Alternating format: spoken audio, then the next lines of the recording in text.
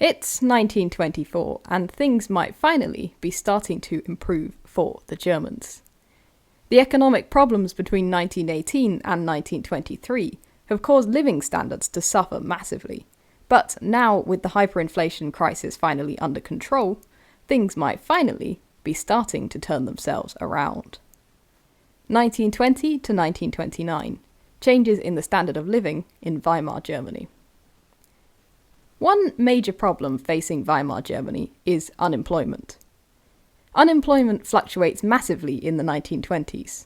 In 1925 it is at 7%, but by the following year it has gone up to 18%. It soon falls, but then rises again. It may be many years after the introduction of other types of social insurance, such as health and pension, but in 1927 the Unemployment Insurance Act is passed, helping ease the burden for the unemployed. Under the Act, 16,400,000 workers are charged 3% of their wages, with their employers also paying a contribution. And in return they are to receive an average of around 60 marks per week in unemployment and sickness benefits if they ever fall out of work. It's a massive success, providing a safety net for countless workers. However, some people fall through the cracks, as it is mainly designed for factory workers and does not provide cover for the long-term unemployed.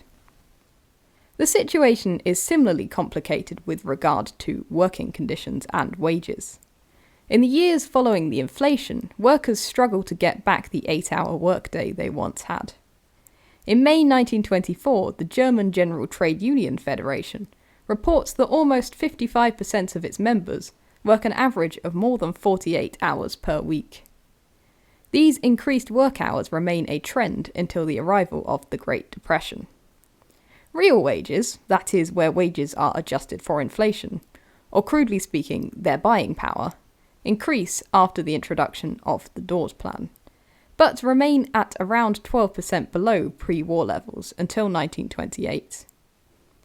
The cost of living in general increases. A 1929 study concludes that the worker of today has a significantly worse life than in 1907. But not only is his life worse, it is also more expensive. There are some improvements, though, in housing.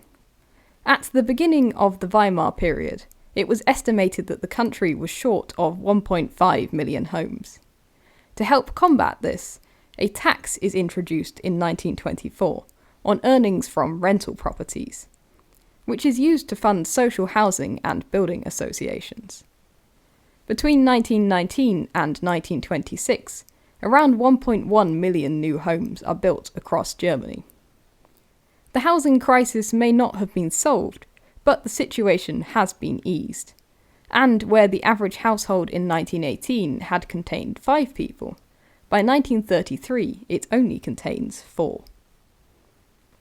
Another key development is the Reich Reich Pension Law, which is passed in 1920. Its aim is to provide support for war veterans and their families, both in terms of a pension and also getting them back into work wherever possible.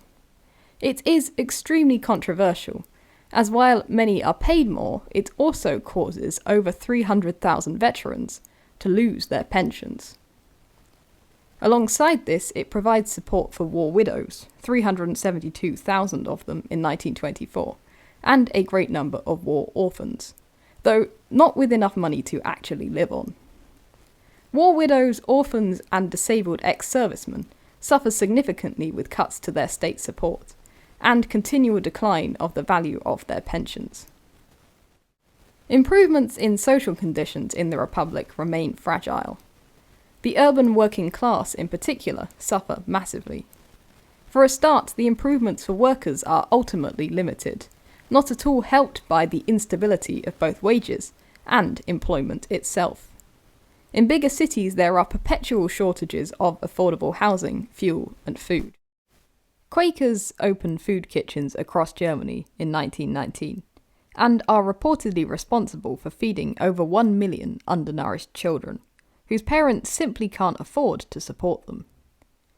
Infant and maternal mortality rates rise significantly, both in the time after the war and during hyperinflation, and also infections and diseases like tuberculosis.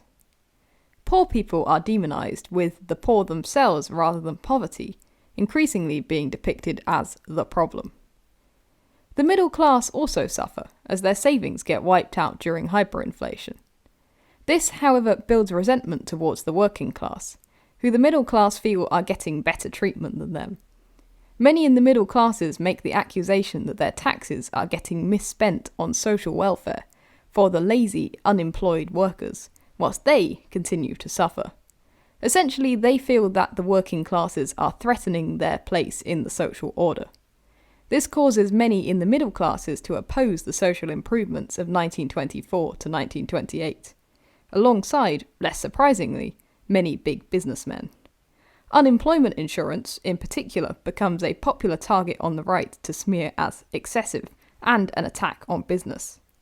1920 to 1929. Changes in the standard of living in Weimar, Germany. Thanks for watching. Don't forget to like, subscribe, and tell your friends. And if you like what I do enough that you would like to support the channel financially, then you can find me on patreon.com/alonglongtimeago. Bye!